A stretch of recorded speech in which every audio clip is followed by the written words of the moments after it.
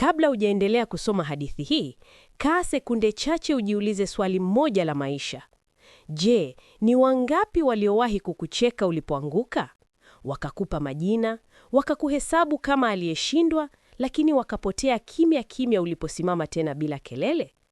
Kama umewahi kupitia hilo, basi hadithi hii si simulizi tu, ni kioo, ni kumbukumbu, na ni ushahidi kwamba maisha hayapimi mtu kwa alipoanguka, bali kwa alipoamua kusimama tena. Na kama unapenda hadithi za maisha halisi zenye mafunzo mazito, hakikisha una subscribe, kwa sababu simulizi hii itakaa na wewe hata baada ya maneno kuisha. Jina langu ni Hassan Mtemi, na kwa muda mrefu nilijulikana kama yule kijana aliyeshindwa, yule aliyekuwa na ndoto nyingi lakini hakuwa na matokeo, yule aliyekuwa anaanguka kila alipojaribu kusimama, na watu walikuwa wamezoea kuniona hivyo kiasi kwamba walipoanza kunicheka hawakuona tena binadamu bali burudani. Na jambo la kuumiza zaidi halikuwa kicheko chao, bali uhakika wao kwamba nisingewahi kusimama. Nilianza maisha nikiwa na matumaini kama vijana wengi, nikiamini kuwa bidii peke yake ingetosha, nikijitupa kwenye biashara ndogo ndogo, nikikopa hapa na pale, nikijaribu kila fursa niliyokuwa nikiiona. Lakini kila nilichogusa kilionekana kuanguka mikononi mwangu. Biashara ikafilisika, madeni yakaanza kunifuatilia, marafiki wakaanza kunikwepa, na familia ikaanza kuniangalia kwa macho ya huruma yaliyojaa maswali yasiyo na majibu. Na kila nilipojaribu kueleza kuwa bado ninajitafuta, walitikisa vichwa kana kwamba walikuwa tayari wameshanikata tamaa. Mtaa mzima ulinijua si kwa mafanikio, bali kwa kushindwa kwangu. Na kila nilipopita, nilisikia minong'ono, wengine wakisema sina bahati, wengine wakisema mimi ni mvivu, na wengine wakisema wazi kuwa mimi ni mfano wa mtu anayepaswa kuepukwa. Na hata wale niliodhani ni marafiki, walinicheka waziwazi, wakinifanya nione kama ndoto ni kitu cha kipuuzi kinachopaswa kuachwa mapema kabla hakijaumiza zaidi. Siku moja, nilipofikia kilele cha kushindwa, nilikaa peke yangu usiku mzima nikitazama dari ya chumba changu kidogo, nikihesabu madeni yangu kichwani, nikikumbuka maneno yote ya dharau niliyowahi kuambiwa. Na kwa mara ya kwanza, nikajiuliza kama kweli walikuwa sahihi, kama labda nilizaliwa kuwa mtu wa kushindwa. Na mawazo hayo yalikuwa hatari, kwa sababu yalikuwa yanataka kunifanya niache kujaribu. Na hapo ndipo nilipogundua kuwa anguko la kweli si kupoteza pesa, bali kupoteza ujasiri wa kuendelea. Asubuhi yake nilitoka nje nikakutana na kicheko tena. Watu walikuwa wakiniongelea kama kawaida, wakinionyesha kwa vidole. Na kwa mara ya kwanza sikujisikia hasira, nilijisikia mtupu, kama mtu ambaye amefikia mwisho wa kitu. Na mwisho huo ungeweza kuwa wa kukata tamaa au wa kuanza upya. Na hapo ndipo nilipoamua kimya kimya kuwa sitajitetea tena kwa maneno, sitajaribu kuwathibitishia kwa makelele, bali nitajitengeneza kwa ukimya, hata kama ingechukua muda mrefu kuliko walivyodhani. Nilianza upya kwa hatua ndogo sana, nikikubali kazi ambazo zamani ningezidharau, nikijifunza kwa makosa, nikikaa mbali na kelele za watu. Na kadri nilivyoendelea kimya kimya, ndivyo kicheko chao kilivyozidi, kwa sababu walidhani nimekubali kushindwa. Hawakujua kuwa nilikuwa najikusanya, nikijenga msingi ambao usingeonekana mpaka uwe tayari kubeba uzito. Na hapo ndipo safari yangu ya kweli ilipoanza. Safari ambayo ingejaribu uvumilivu wangu, imani yangu, na uwezo wangu wa kuvumilia ukimya wa watu waliokuwa wakisubiri nishindwe tena. Bila wao kujua kuwa wakati mwingine mtu anaponyamaza, huwa si kwa sababu ameshindwa kuzungumza, bali kwa sababu anajiandaa kufanya jambo litakalofanya dunia inyamaze. Nilipoanza kujitenga na kelele za watu, sikufanya hivyo kwa sababu nilikuwa nimechoka kusikia maneno yao tu, bali kwa sababu nilitambua kuwa kila neno la dharau lilikuwa linanivuruga zaidi kuliko linavyonisaidia. Na nilipochagua ukimya, watu walichukulia kama kukata tamaa. Wakaanza kusema nimekubali hatima yangu, na kwao hilo lilikuwa jambo la kuchekesha zaidi, kwa sababu waliamini kuwa mimi ndiye mfano halisi wa mtu aliyeshindwa na maisha. Lakini hawakujua kuwa ndani ya kimya changu kulikuwa na vita kali kuliko walivyowahi kufikiria. Nilianza kazi ndogo ya kubeba mizigo sokoni, kazi ambayo haikuwa na heshima yoyote machoni pa watu, lakini kwangu ilikuwa mwanzo wa nidhamu mpya, kwa sababu ilinilazimisha kuamka mapema, kuheshimu muda na kuvumilia maumivu ya mwili bila kulalamika. Na kila nilipokuwa nikisukuma mkokoteni, nilikuwa pia nasukuma mawazo yangu, nikijiambia kuwa hii haikuwa mwisho, bali ilikuwa mazoezi ya moyo. Na ingawa watu waliniona kama nimeshuka zaidi, ndani yangu nilikuwa napanda. Wakati nikiwa sokoni, nilianza kuona mambo ambayo sikuwahi kuyaona zamani. Nikaanza kuelewa mzunguko wa bidhaa, bei, wateja na mahitaji. Nikajifunza kwa kuangalia, kwa kusikiliza na kwa kuuliza maswali bila aibu. Na polepole nikaanza kuona fursa ndogondogo ambazo wengine hawakuziona kwa sababu walikuwa wamezoea mazingira yao. Na hapo ndipo nilipogundua kuwa kushindwa kuna kufundisha zaidi kuliko kushinda mapema. Hata hivyo, dharau haikupungua.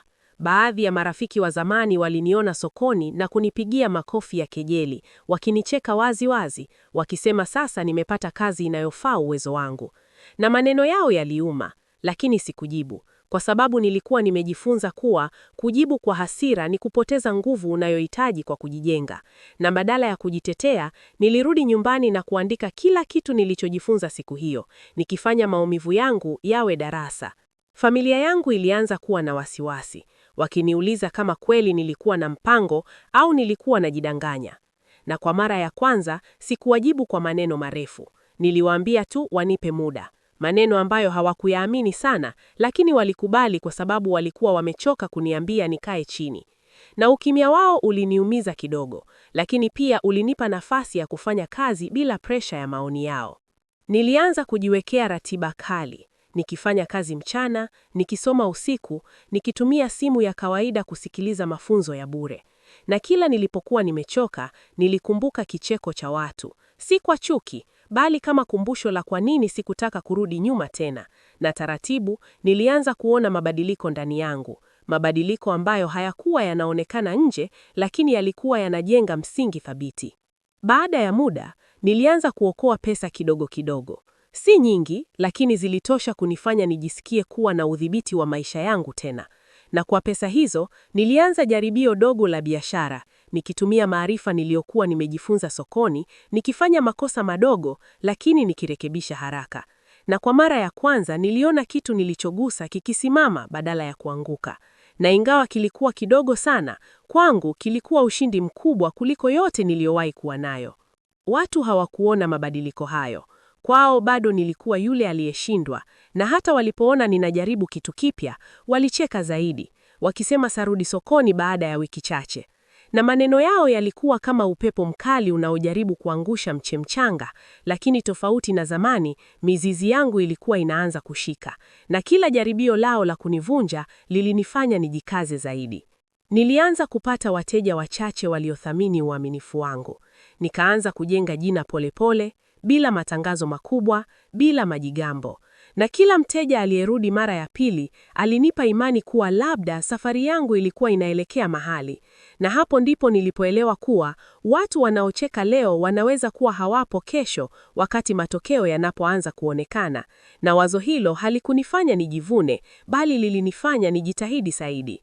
Lakini kama ilivyo kwa safari nyingi kweli, wakati nilipokuwa nimeanza kusimama, changamoto kubwa zaidi ilikuwa bado mbele. Changamoto ambayo ingetaribu uvumilivu wangu, imani yangu na uwezo wangu wa kuendelea hata pale nilipodhani nimefika mwisho.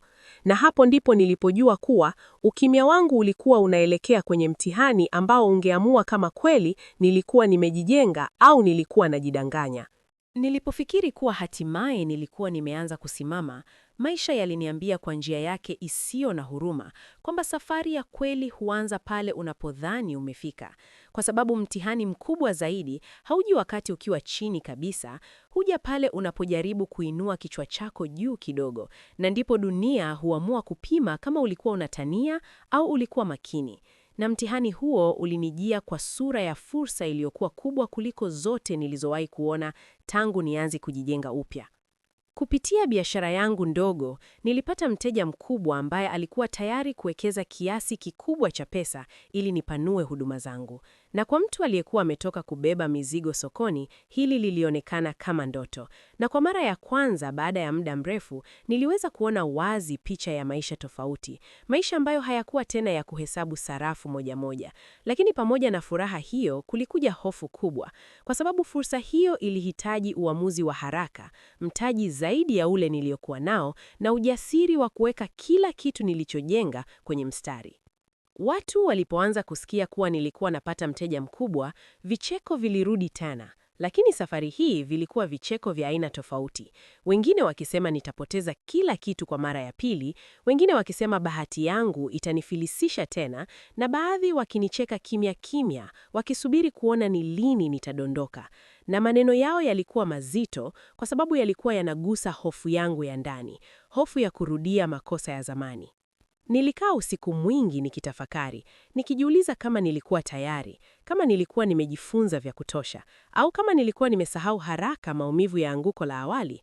Na kwa mara ya kwanza, nilifikiria kuachana na fursa hiyo. Nikachagua usalama wa kidogo nilichokuwa nacho, kwa sababu kupoteza kidogo kulionekana kuwa bora kuliko kuhatarisha kila kitu. Lakini kila nilipofikiria kurudi nyuma, nilihisi kitu ndani yangu kikikataa, kikiniambia kuwa hofu hiyo ndiyo ilikuwa imewapa watu nafasi ya kunicheka zamani. Nilichagua kuchukua hatari kwa njia tofauti, si kwa pupa, bali kwa mpango. Nikagawanya fursa hiyo katika hatua ndogo ndogo, nikatafuta ushauri, nikafanya makubaliano ya wazi, nikahakikisha kuwa kila kitu kiko kwenye maandishi, na kwa mara ya kwanza nilitumia kile nilichojifunza kutokana na anguko langu la awali. Na ingawa bado kulikuwa na hatari, nilikuwa nimejiandaa zaidi, si kwa pesa, bali kwa akili na nidhamu. Siku niliposaini mkataba ule, mikono yangu ilitetemeka kidogo, si kwa sababu ya hofu tu, bali kwa uzito wa kumbukumbu. Na niliporudi nyumbani usiku ule, nilikaa kimya kwa muda mrefu, nikitambua kuwa nilikuwa nimechagua kusimama mbele ya hofu badala ya kuikimbia. Na kwa mara ya kwanza, sikujali nani alikuwa anacheka au anasema nini. Nilijali tu kuwa nilikuwa mwaminifu kwa safari yangu mwenyewe. Mambo hayakwenda laini kama ndoto. Kulikuwa na changamoto nyingi. Siku nyingine biashara ilionekana kuyumba. Siku nyingine mteja alionekana kukata tamaa. Na mara kadhaa nilikuwa karibu kuvunjika tena. Lakini tofauti na zamani, sikukimbia, sikujificha, nilikabiliana na matatizo moja moja, nikirekebisha, nikikiri makosa yangu mapema. Na polepole mambo yakaanza kusimama, si kwa kishindo bali kwa uthabiti. Watu walianza kubadilika kimya kimya, si kwa kunisifia, bali kwa kunitazama kwa macho ya mshangao. Wale waliokuwa wakinicheka, walianza kunisalimia kwa heshima ya kusita, wengine wakaanza kuuliza maswali, na baadhi wakanyamaza kabisa. Na hapo ndipo nilipoanza kuona mabadiliko ya kwanza ya kweli, mabadiliko ambayo hayakuhitaji maneno kwa sababu yalikuwa yanaonekana kwenye matokeo. Biashara ilianza kukua. Mapato yakaanza kuimarika, na kwa mara ya kwanza niliweza kusaidia familia yangu bila kujisikia mdogo. Na nilipowasaidia, si kufanya kwa majigambo, nilifanya kwa shukrani, nikitambua kuwa walikuwa wamevumilia pamoja nami hata walipokuwa hawana uhakika kama ningeweza kusimama. Na usiku mmoja nilipolala kitandani, nilitabasamu kwa mara ya mrefu, nikijua kuwa labda kicheko cha watu kilikuwa kinakaribia kuisha. Lakini maisha bado hayajakamilisha somo lake, kwa sababu kusimama si mwisho wa safari, ni mwanzo wa mtihani mwingine, mtihani wa kuishi na mafanikio bila kupoteza unyenyekevu, mtihani wa kutogeuka kuwa yule uliyekuwa unamchukia, na mtihani huo ulikuwa karibu kuanza, kwa sababu sasa macho yalikuwa yananitazama, si kwa kicheko tena, bali kwa matarajio. Mafanikio yangu hayakuja kwa mlipuko mkubwa kama watu wengi wanavyodhani. Hayakuja na kelele za shangwe wala matangazo ya mitandaoni. Yalikuja kimya kimya, lakini kwa uthabiti.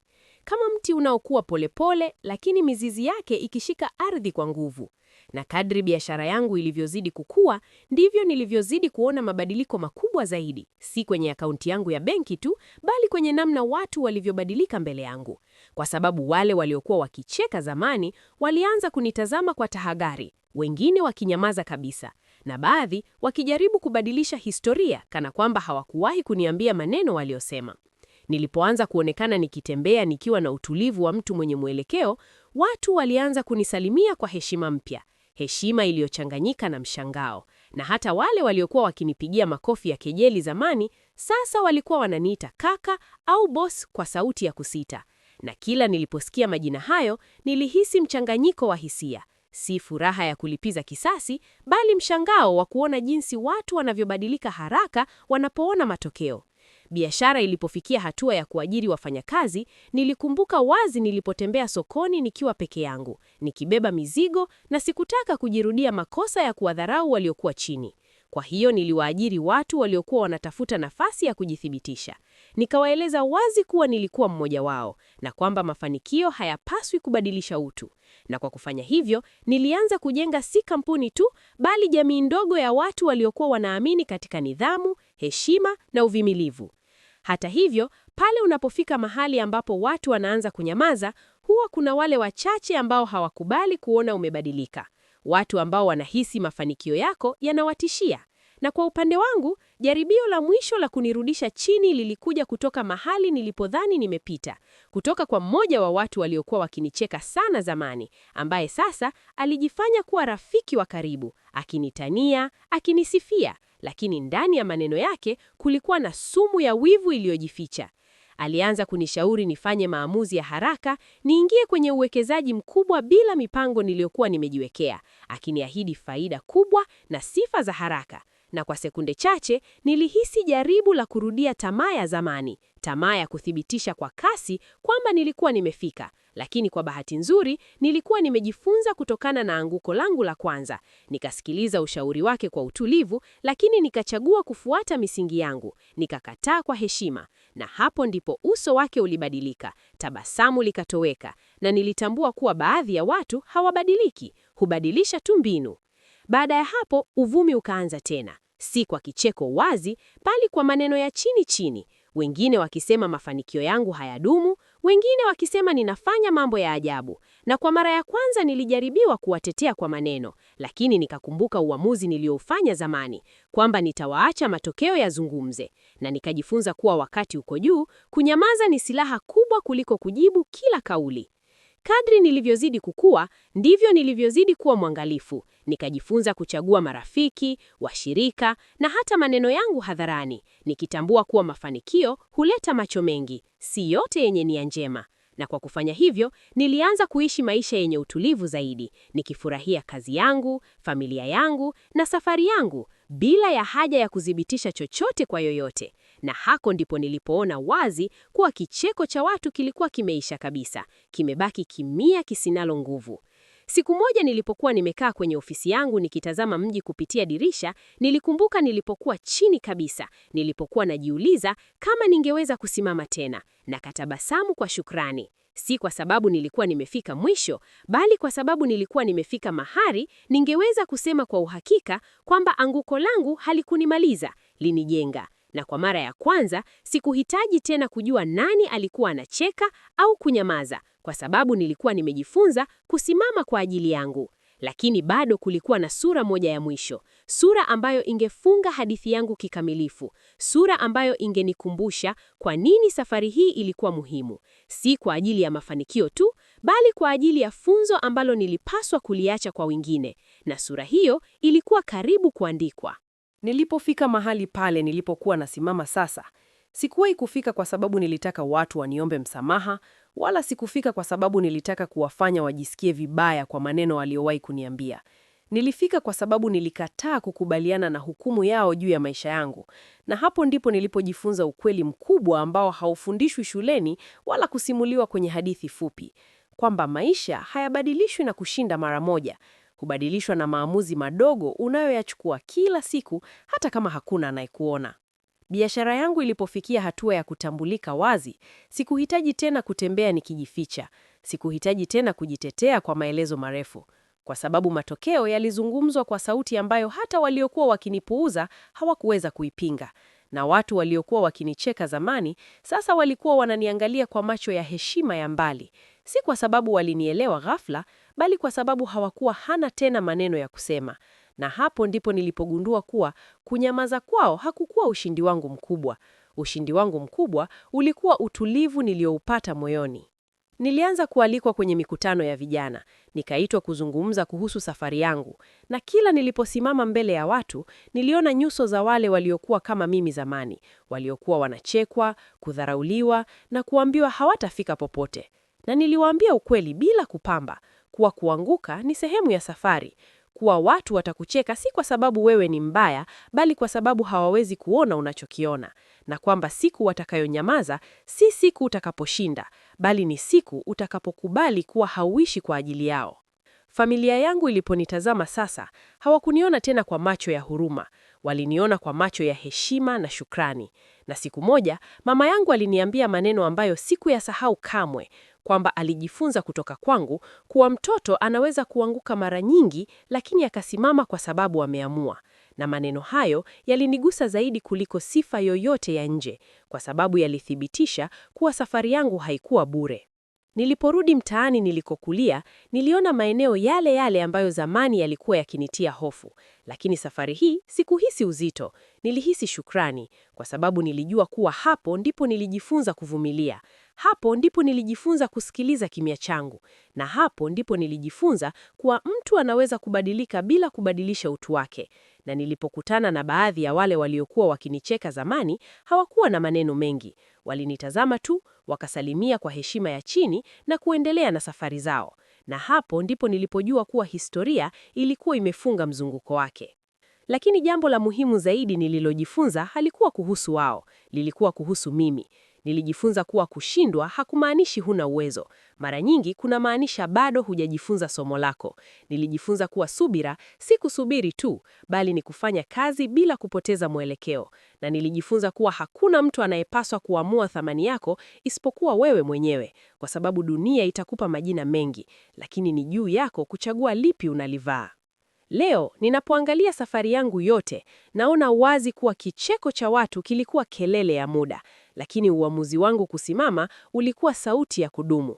Na kama kuna mtu anasoma hadithi hii akiwa chini, akichekwa, akidharauliwa, nataka ajue jambo moja tu: usiogope ukimya wako, kwa sababu ndani yake kuna nguvu inayojengwa, nguvu ambayo siku ikitoka nje itafanya wale waliokuwa wakicheka wasiwe na la kusema.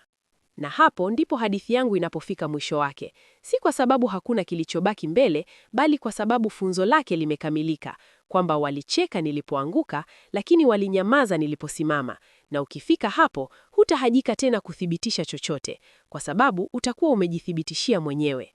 Kama hadithi hii imekupa nguvu, imekufungua macho, au imekufanya uamini kuwa bado una nafasi, subscribe sasa ili usikose simulizi nzito za maisha, kushindwa, mafanikio na mafunzo ya kweli. Share hadithi hii na mtu anayehitaji kusikia ujumbe huu leo. Comment, andika nitasimama bila kelele kama umeamua kutokata tamaa.